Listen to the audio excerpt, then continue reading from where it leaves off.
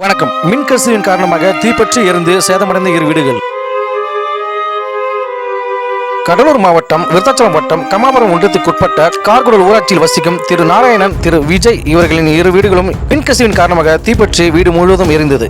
இதில் இருவரின் வீட்டில் உள்ள அனைத்து பொருட்களுமே தீயில் கருகியது. இதனை கேள்விப்பட்ட தமிழக வெற்றிக் கழக கடலூர் வடக்கு மாவட்ட செயலாளர் திரு எம்.கே. ஆனந்த் அவர்கள் பாதிக்கப்பட்டவர்களை நேரில் சந்தித்து ஆறுதல் கூறினார்.